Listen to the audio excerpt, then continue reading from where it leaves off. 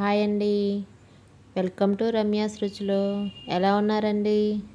ఈరోజు మనం ఆరోగ్యానికి ఎంతో ఉపయోగకరమైన తోటకూర ఎలా చేయాలో చూద్దామండి. దానికోసం ఒక కడాయి తీసుకొని 1 టేబుల్ స్పూన్ ఆయిల్ వేసుకొని ఎండుమిరపకాయ, జీలకర్ర, ఆవాలు, మినప్పప్పు, నువ్వులు, అలానే పచ్చిపప్పు వేసుకొని బాగా ఫ్రై చేసుకోండి. ఇవి బాగా ఫ్రై అవ్వాలండి. ఎప్పుడైనా సరే తిరగమాత ఫ్రై అయితేనే కూర రుచిగా ఉంటుంది. అలా అని ఎక్కువ వేగకూడదు, తక్కువ వేగకూడదు. ఇప్పుడు అందులోకి కట్ చేసి పెట్టుకున్న ఉల్లిపాయ, 2 పచ్చిమిరపకాయలు వేసుకొని ఫ్రై చేసుకోండి. తోటకూర ఆరోగ్యానికి చాలా ఉపయోగకరం అండి. గుండెకు చాలా మేలు చేస్తుంది. ఇందులో vitamin A, vitamin B12, vitamin D ఉన్నాయండి. తెలుసా మీకు ఆ సంగతి? ఇప్పుడు ఇందులోకి సన్నగా కట్ చేసి పెట్టుకున్న తోటకూరని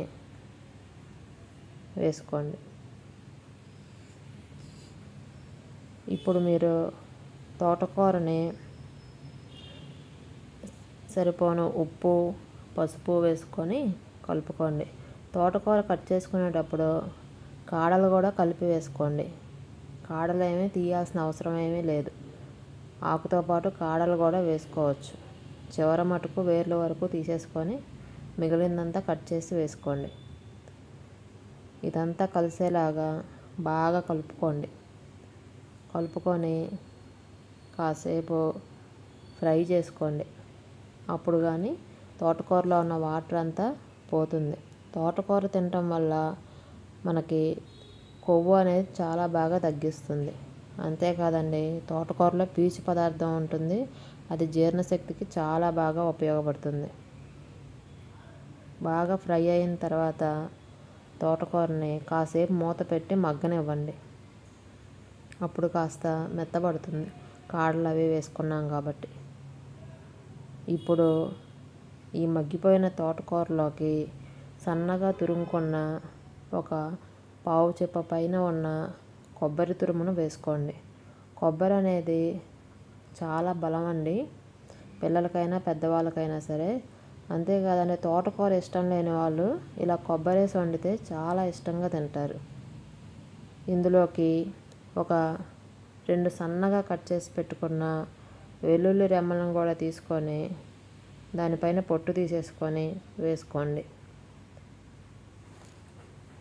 అలానే మీ రుచికి సరిపోను కారం కూడా వేసుకోండి.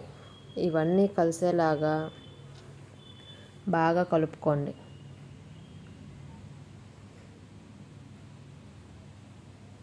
అదేంటండి అలా చూస్తున్నారు? వెళ్ళి ఒక లైక్ చేయండి. అలానే సబ్స్క్రైబ్ కూడా చేసుకోండి. కాసేపు మూత పెట్టుకొని మగ్గనివ్వండి. ఈలోపు మీరైతే ఎలా తోటకూర వండుతారో నాకు కామెంట్ సెక్షన్లో రాసి చెప్పండి.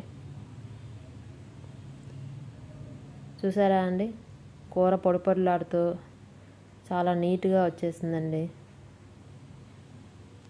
చాలా సింపుల్గా, చాలా ఈజీగా చేసుకోవచ్చు. సో మీరు కూడా వీక్లీ వన్స్ అయినా సరే తోటకూర తింటూ చాలా హెల్తీగా ఉండాలండి. ఇప్పుడు మనం బౌల్లోకి తీసుకొని రుచికరమైన తోటకూరని రైస్లోకి కానీ చపాతీలోకి కానీ ఈజీగా తినేయచ్చండి. థ్యాంక్స్ అండి. Thanks for watching. Like, share, subscribe. మీరు కూడా ట్రై చేసి తప్పకుండా నాకు కామెంట్ సెక్షన్లో చెప్పండి.